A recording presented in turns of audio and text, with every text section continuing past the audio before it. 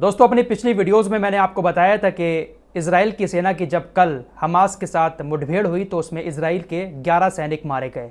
आज इनका अंतिम संस्कार भी कर दिया गया। अपने सैनिकों की मौत पर इजराइल का प्रधानमंत्री नेतन्याहू गम में डूब गया। शोक मनाते हुए गहरा दुख प्रकट करते हुए नेतन्याहू ने कहा कि हमारे सैनिक न्याय संगत युद्ध में मारे गए हैं। ये युद्ध अपने घर के लिए था। ये युद्ध अपने घर के लिए था नेतन्याहू, या फिर दूसरे का घर छीनने के लिए था?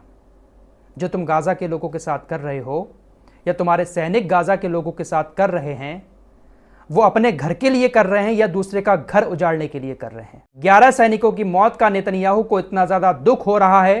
परिवार की तस्वीरें देखिए, अंतिम संस्कार के वक्त कैसा परिवार बिलक बिलक कर रो रहा है इन फौजियों का। लेकिन यही सैनिक जब गाजा के सैकड़ों लोगों को पल भर में मौत की नींद सुला रहे थे, उस वक्त ये सैनिक भी खुश हो रहे थे, इनका परिवार भी खुश हो रहा था और नेतन्याहू भी खुश हो रहा था।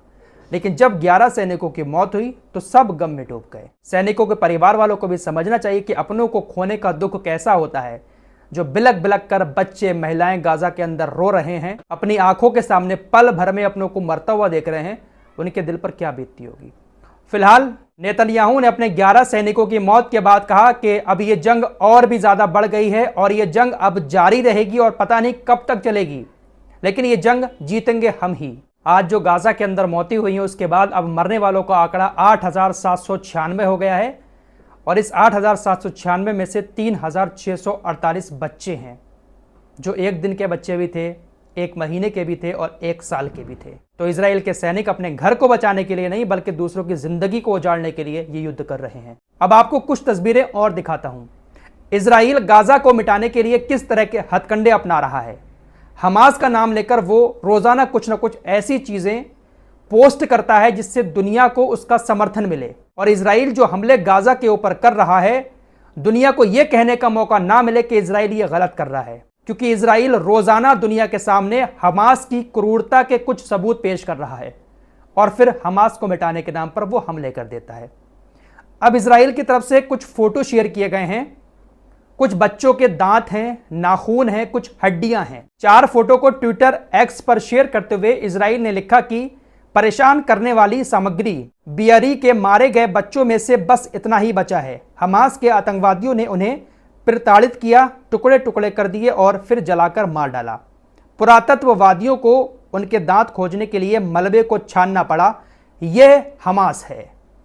यानी दुनिया को इजराइल ये बताना चाह रहा है कि हमास कितना ज्यादा खतरनाक है और किस तरह से उसने हमारे बच्चों को जलाकर मारा है। हम हमास के ऊपर हमले क्यों ना करें।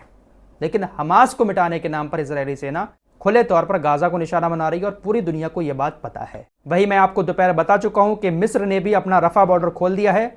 बॉर्डर खोलने के साथ ही बहुत सारे फिलिस्तीन के, गाजा के जो बीमार लोग हैं, घायल लोग हैं, वो लंबी कतारें बनाकर मिस्र के बॉर्डर में एंटर कर चुके हैं। मिस्र भी अब उनकी मदद के लिए आगे आया है। बॉर्डर से तकरीबन 10 किलोमीटर अंदर एक फील्ड हॉस्पिटल बनाया है और उस हॉस्पिटल में जितने भी घायल पहुंच रहे हैं, मरीज पहुंच रहे हैं, उनका इलाज चल रहा है। इस कदम का WHO ने भी स्वागत किया है कि मिस्र ने यह अच्छा कदम उठाया है। इसी बीच उत्तरी कोरिया के राष्ट्रपति ने भी फिलिस्तीन का खुलकर स्वागत कर दिया और ट्विटर पर यह पोस्ट की। दोस्तों, रूस गाजा की मदद के लिए आगे आ रहा है। चीन भी कोशिश कर रहा है कि किसी तरह से सीज फायर हो जाए। दोपहर मैंने आपको बताया था एक लैटिन अमेरिकी देश वो भी खुलकर सामने आया है और उसने इजराइल से सारे अपने संबंध ख़त्म कर दिए हैं। उत्तरी कोरिया ने भी खुलकर फ़िलिस्तीन का समर्थन किया है। तो ये जो नॉन मुस्लिम देश हैं, ईसाई देश, वो तो खुलकर फ़िलिस्तीन के सपोर्ट में इस तरह से बातें कर रहे हैं, लेकिन जो हमारे बेचारे मुस्लिम देश हैं लाचार, उनका क्या ही करें भाई, समझ नहीं आता है।